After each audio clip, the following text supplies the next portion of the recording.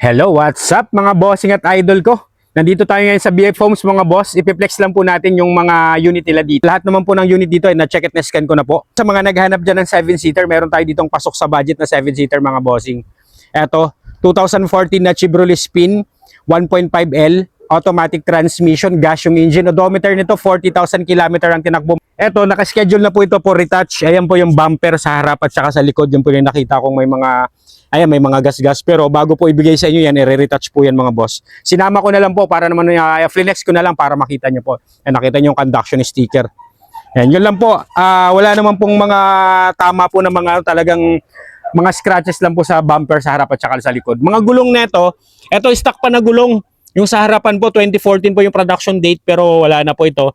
So nag-advise ako sa owner na papalitan po ito ng dalawang gulong na bago sa harap. Ayan, kung i-reserve nyo po, bibilan na po ng dalawang gulong yan. Kapal pa po yung sa likod 2022 production date po ng gulong sa likod. Ito po, bibilan nyo to ng bagong dalawang gulong. Kasi ito pa yung stock. Presentable po ang interior nito. 40,000 km lang pong tinakbo nito mga boss. Fresh na fresh talaga to sa mga naghanap dyan ng 7-seater. Ayan, mabilis ang flex lang po para makita nyo po. And then kung gusto nyo mapanood yung full video nito sa aking YouTube channel po, panoorin nyo mga boss. Ayan, lahat naman po ng unit natin dito ay chine-check at ini-scan natin. Kaya garantisadong maayos naman po talaga yung mga unit natin. Ayan, mga taillight maayos. Yun lang po ang nakita ko talaga yung sa mga bumper harap at likod na kailangan iparetouch para maging presentable tingnan. Pero pag nabapping naman po yan, mababawasan po yan kung ayaw nyo iparetouch, kung gusto nyo original paint lang. Kaya po hindi nire-retouch kasi urig. Orig-orig lang po ito, wala pong binago dito. Siyempre ako po pag bilang isang nagbablog, gusto ko maging presentable, ayan yung mga ganyan. Sinasuggest ko na po sa kanila na iparetouch yan para po talaga maging presentable. Ayan mga bossing, 338,000 kasama na po ang transfer of ownership mga bossing. Tapos sa dalawang gulong bago sa harap, nag-request ako papalitan yan kasi expired na po yung gulong. Ayan, kasi presyo lang po ng Wigo to mga bossing. Ito may 7-seater na po kayo. Kaya garantisadong maayos, tsaka nakita nyo naman po, ito masasabi ko po talagang alaga to ng owner. Conduction sticker pala, makikita mo na talaga may sariling parking yan sa 2014 model tapos 40,000 km lang ang tinakbo.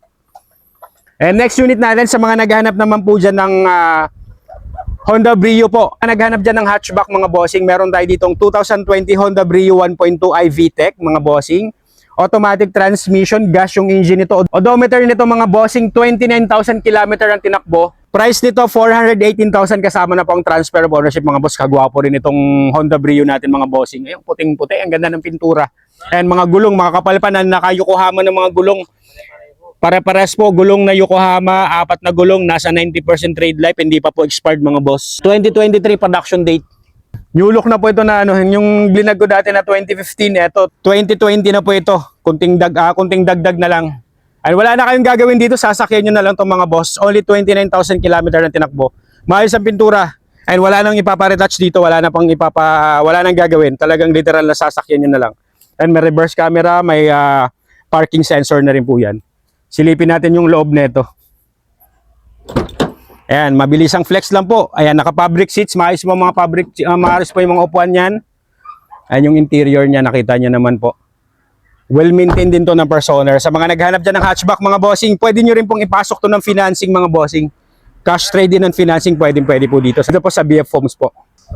Alright mga boss, meron din tayo ditong fresh na sedan mga bossing. Sa mga naghanap dyan ng pangkabuhayan, pwede nyo pong pasok to pang grab, pang end-drive mga bossing, pwedeng pagkakitaan.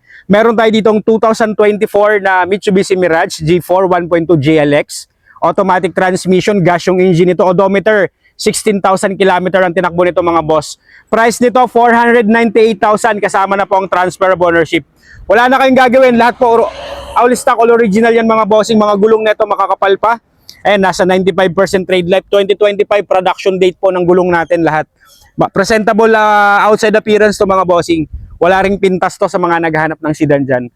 Ayan, for only 498,000 meron na kayong fresh na sedan mga bossing. All original. All original, wala pong binago dito. Check po na, silipin nyo po interior nito. Zero retouch to mga bossing. Ayan yung mga upuan, nakita nyo naman. Makakukumpare nyo to sa brand new condition mga bossing, itong unit natin. No wonder only 16,000 km lang ang tinakbo. Naka-deep dish ka na tigil 8,000. Ayan, naka-deep dish matting na rin po yan. Ganun siya kapresentable yung unit natin. Ayan, sigaw-sigaw lang po sa mga naghahanap ng fresh na sedan dyan mga bossing. Pwede nyo nang i-reserve, pwede nyo ipasok to ng financing. Alright, Abangan nyo na lang po yung vlog ko nito. Kung gusto nyo po makita yung full vlog ko nito, makikita nyo po sa aking YouTube channel, J. Catskill Vlogs mga bossing. Kita-kits na lang po tayo mga bossing. Alright, thank you, thank you.